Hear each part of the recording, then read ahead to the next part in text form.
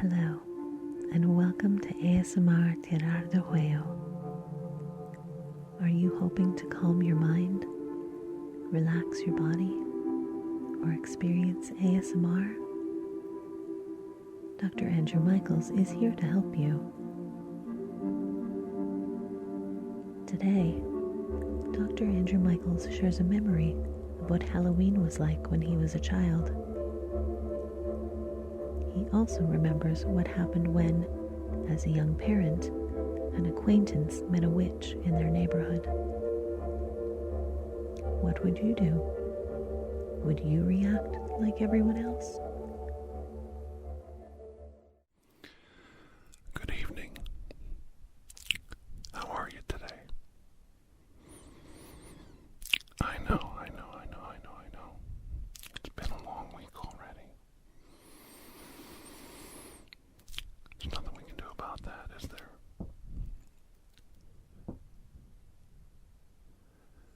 It's troubling, isn't it? How tough things are today.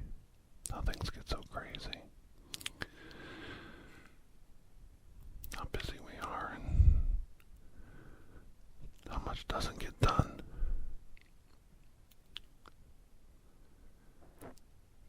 But I'm here to help you.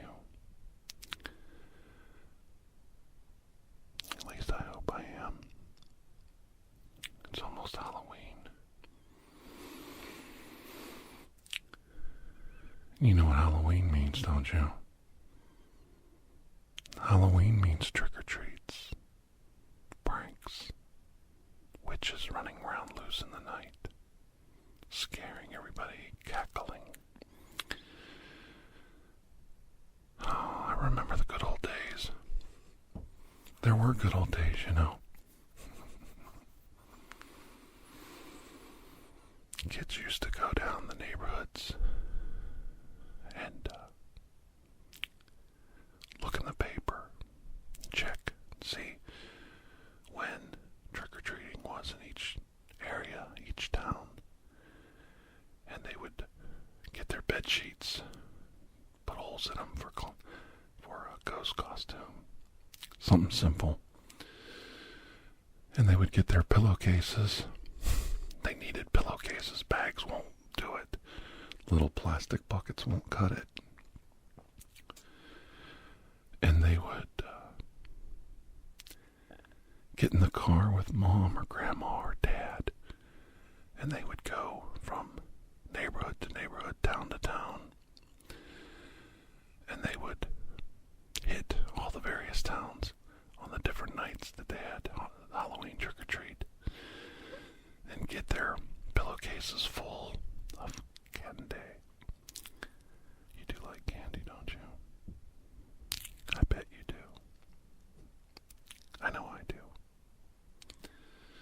And it never ceases to amaze me as a parent, looking back how our own parents scammed us. They scammed us. Yeah, they did. You guys go in there and watch Charlie Brown, and we're gonna check the candy for razor blades and needles and poison. How are they gonna check our candy for poison? They were just getting all the Clark bars and all the Baby Ruths out to put in their own private stash. It's amazing, isn't it? I think all parents did that. I think that was the idea. You're playing a trick on your neighbors and your friends, and your parents are playing a trick on you. Then someday it'll be your turn. I walk you kids around here because I care. No, you walk us around here because you want us to go get you 5 Clark bars instead of the one you'd get if you put a mask on and sat down on your knees. Pretended you were a kid. I remember that one time. I took my youngest brother trick-or-treating, and I was very tall for a young man. I was probably 15 or 16. And I realized they were giving out full-size candy bars at this house. So I borrowed a mask from one of the kids and a bag and ran right up there and got bag in front of me, and they gave me a candy bar, and I jumped up and ran out of there, and they were like, "Oh man, you ripped us off." I thought, trick or treat.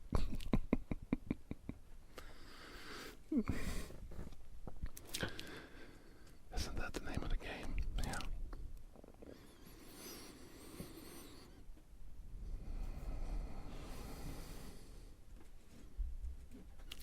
It's always the same though, isn't it? No matter what you do, no matter how much things change, they still have a tendency to stay the same. Tradition is like that.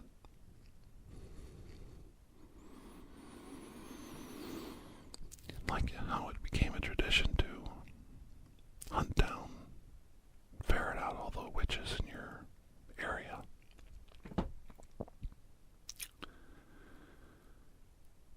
They used to burn them at the stake.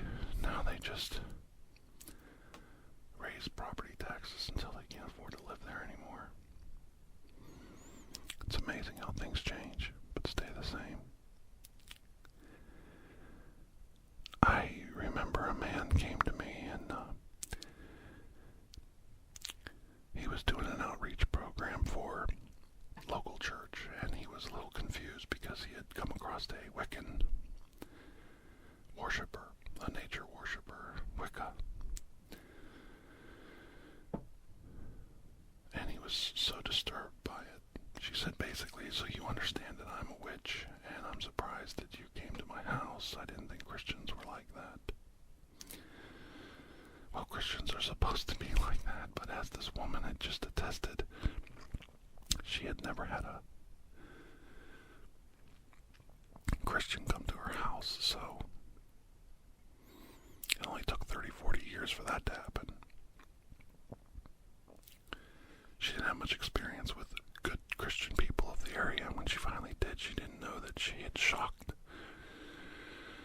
this person beyond belief. They couldn't believe there was a witch living in their neighborhood, right down the street from their church. So this person, believe it or not, called me, and this is a true story, and talked to me about it. Like, I don't know what to do. I don't know what to think. I don't know what to make of it. Everything seemed surreal. I was so panic-struck. I was so scared. I was so nervous. I was so upset. And I'm like, did she actually do anything to you? Did she cast a spell? Did she throw the bones across the table at you and read your fortune? Did she do anything out of the ordinary? No, was the answer, of course. But he felt like he was like in another place when he was in her presence, like in another dimension. He was so frightened looking back on it, blah, blah, blah, blah, blah, blah, blah. And I'm thinking, you need to lighten up. Nothing happened. Not only did nothing happen, she actually came out of it with a good experience. She realized that some churches actually pretend they're Christians and have outreach programs and visit people in the community and look for the needs of the community and help people, do charity work, spread the wealth around, help their neighbors. She actually came away from your meeting with a good opinion of Christians, but you want to somehow twist it in your mind into some kind of weird psychedelic acid trip where she secretly casts some kind of a charm spell on you, and time changed and you were trapped in some kind of temporal bubble. And she performed ancient rituals on you, but none of that's true. The truth is, she sat and listened to your witness, and when you were done, she said thank you very much, and she shook your hand, and you left. So she greeted you with kindness, and she left you with kindness, and that was what happened.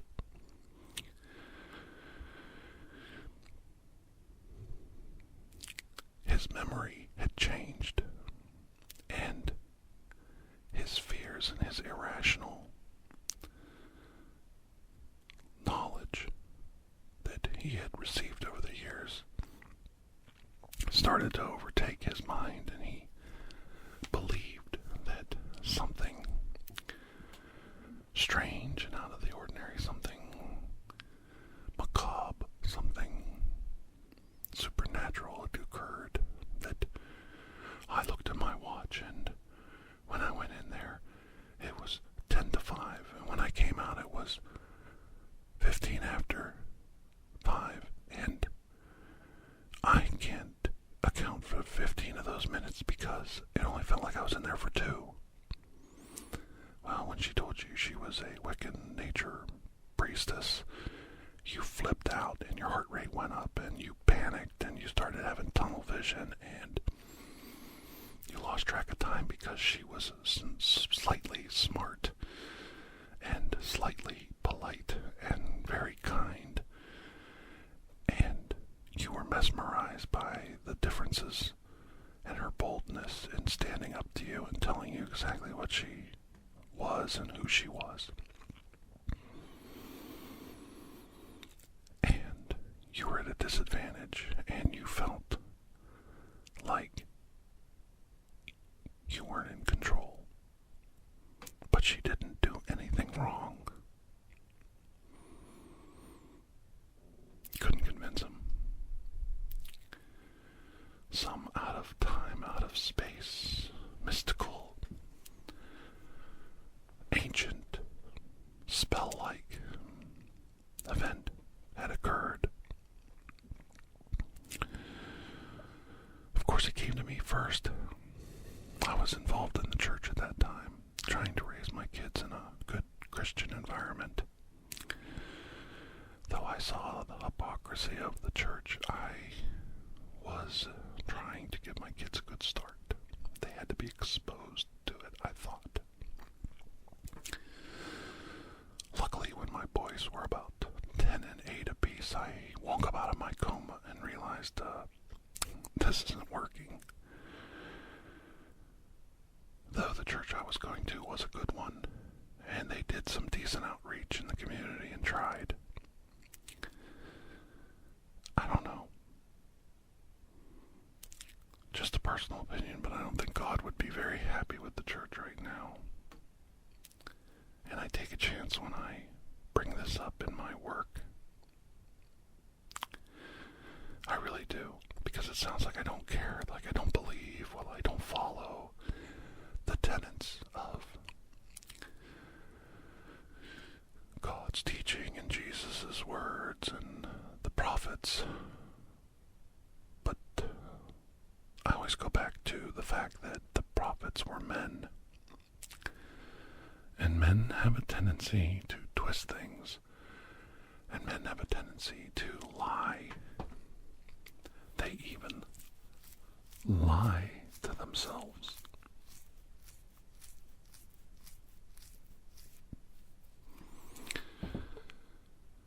They commit a sin. They do a heinous act. They commit a crime, and then they convince themselves that they really didn't do anything wrong. Really, they were justified. Everything's justified. Everything is logical. Everything is thought out. Everything is okay. It's always okay. It's okay. You know, for a long time, men thought it was okay to put poison in Tylenol to scare the world, to stick a needle in an apple or a razor blade inside a piece of candy, to drive fear into the traditions of the community, to punish the community. When I don't get my way, I will show you God on earth. That's the mantra of most men. So, this Wicca lady, this nature worshiper, took a chance and told a traveling evangelist that she indeed worshipped nature and thought of God as a high priestess, a female entity. And try as I might, this man would still go and openly tell everyone at the church about her, about where she lived, about her beliefs, and frighten everyone with his tale of mystical encounters down the street. Whoa. I was looking for an excuse to leave the church for a long time. And I don't even know why I'm bringing this up, but maybe it's just because I want you to know how I feel. I got down on my knees and I prayed many, many nights, still do, over my decisions as a man, as a father, as the leader of my house. And I can tell you, the day I walked out of the church, and out of hypocrisy and out of that world of indoctrination, I can't tell you how good it felt. How the weight of that came off my chest. There was a time I thought I needed it, but then that time had passed. And all I was left with was sorrow and sadness and a void. There was a void. Like I said, our church tried to do some of the things you're supposed to do in the community and between others, and I still felt they helped with the one hand and they scolded with the other.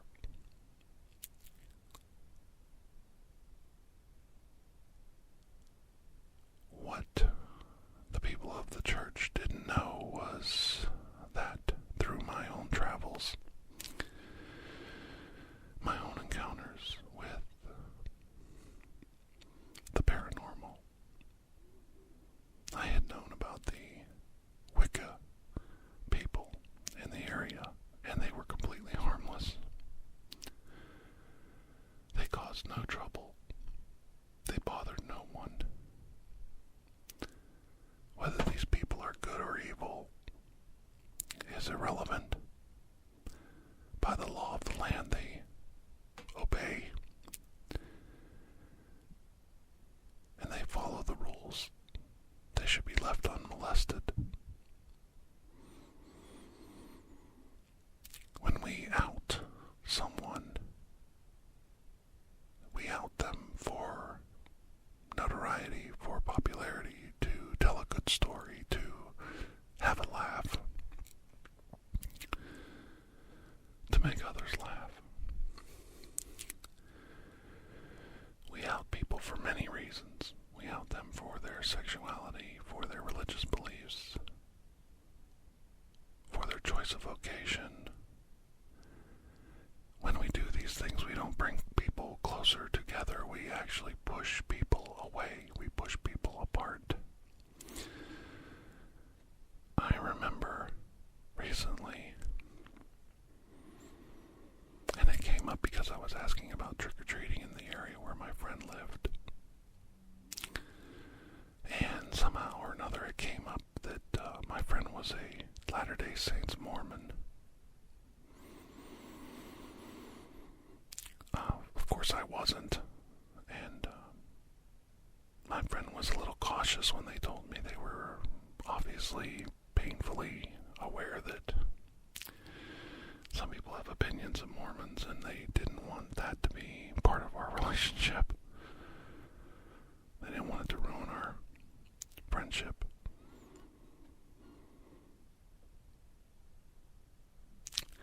I was so happy that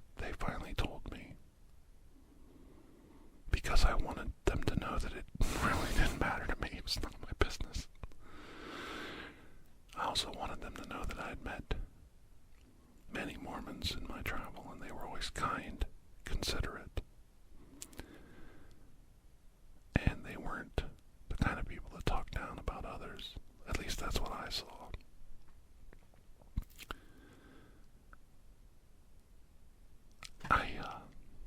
I think sometimes we think we're open-minded and we think we're considerate and accepting of all people and all beliefs and all cultures, but then when we're confronted with it and our preconceived conceptions of a person, our first impression of someone we find out is different. Well, what do you think about Bob? Well, Bob's a very nice young man. I don't mind having Bob around. He seems like a pretty good guy. Now, there are reasons Bob might not be a nice guy. But for the sake of this argument, we find out Bob had mental health issues in the past, and he's overcome them.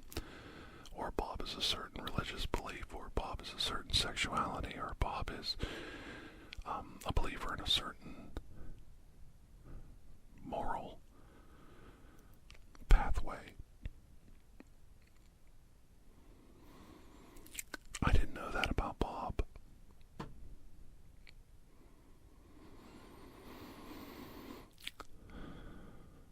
I don't know why I get on these tangents, but sometimes I just want to tell you how I feel.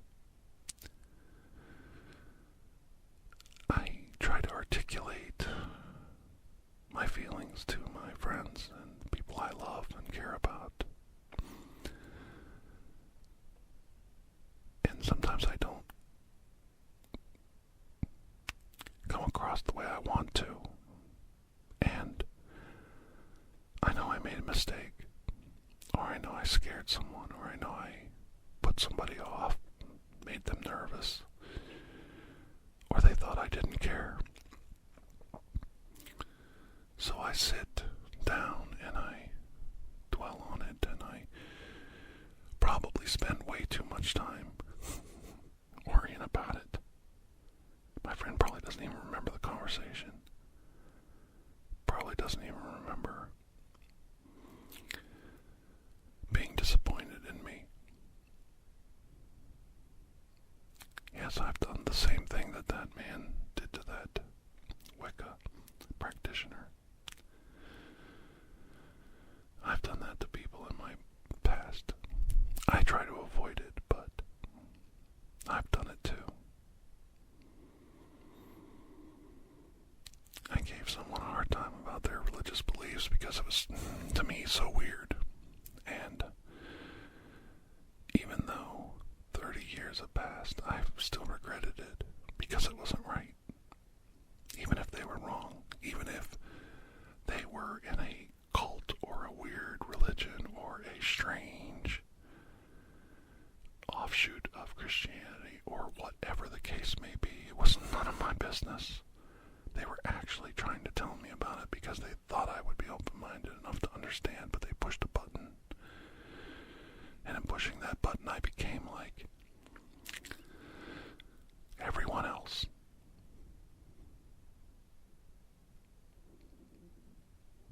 Sometimes that's the biggest insult I think you could level at a person. I just want you to know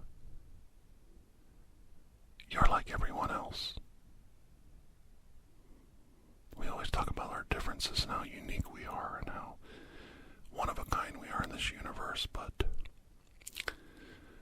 there are certain things that make us all alike. And sadly, prejudice, hatred, jealousy, pettiness, all the good things in life that make us complete. I think many, many wise men have said you have to go through those bad times and those ugly times so that you can actually recognize the good ones.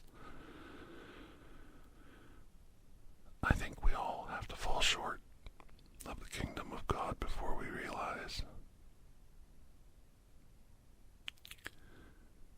we're not so hot ourselves and we got a lot of work to do.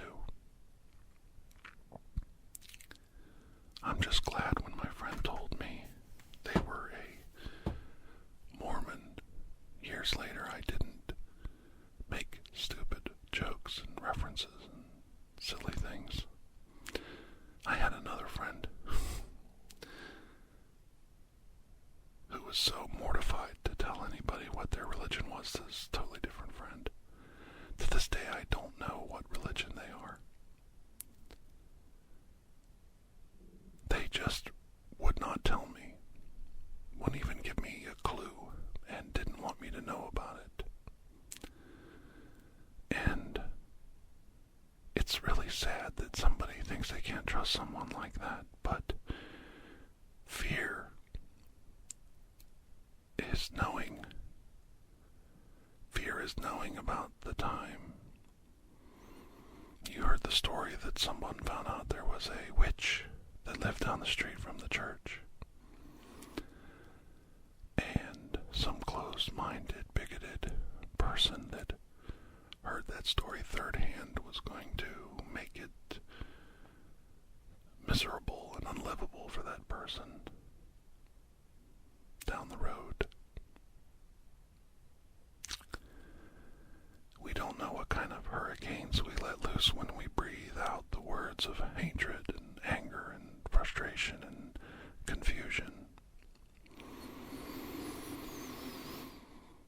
We don't know what kind of damage we do when we play telephone with people's lives. You know the old game telephone? After you're done trick-or-treating, everybody got down into a circle, and we started at one side, and you told a sentence to the person to the left, and then they kept passing it around the room. And then it got back to the first person, and they said, well, what did you say? And they tell the original sentence. And then the last person in the line tells what it turned into. How different it was when it passed from one person's mind to the next. A simple story of meeting a woman of a different religion, of a different cultural background, becomes the story of when the man met the witch down the street. Cackling, casting spells, throwing the bones, reading his fortune, offering him a cup of tainted poison tea, biscuits made out of children's bones. Isn't that the way it always goes? We think, therefore we have a right. We think, therefore we have a right. How many lives have we ruined in that process? We think, therefore we have a right. I know this may not be the story you wanted me to tell on Halloween. No werewolves, no vampires, no Frankenstein's monsters. But I wanted to get it out there. I really felt like saying these things today. And it felt good. It really felt good to just sit down and talk to someone, even if I don't see you. Even if you're somewhere else. Even if I never meet you. It felt good to be able to connect with you today and talk. And it did because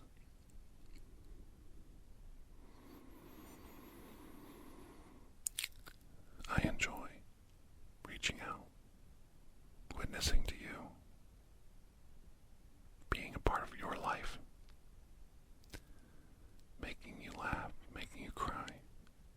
Not so much cry. We'll work on that. I do promise next week the scariest, funnest Halloween story you've ever heard.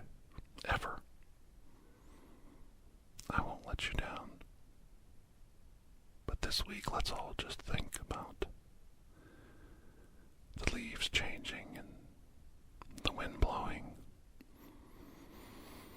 time going by, and how we could improve things in our neighborhood, in our world, to make everything a little bit better for everyone. And maybe make people feel more welcome in the process. Do I still think of myself as a Christian or as this or that or the other thing? Yes, I think of myself as a child of God, of some creator out there. I know who I think he is. I know what he wants to be. I'm not so sure that men took what he wanted us to be and made it in their own image sometimes, not the other way around. Who knows?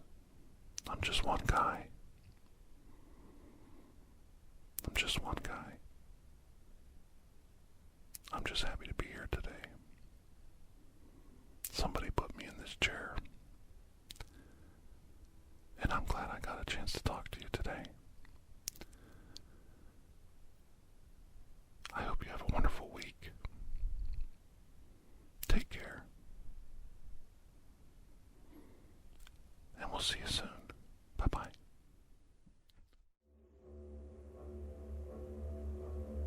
Thank you for joining us for ASMR TirarADeguello. Please take a moment to rate and review this podcast. If you are interested in additional ASMR content, you may view our library of videos at youtube.com/TirarADeguello. The theme song, Atlantis, is by Jason Shaw of audionautics.com and is used by permission. Correspondence, including questions or requests, may be sent to TirarADeguello@gmail.com. On behalf of Dr. Andrew Michaels, thank you.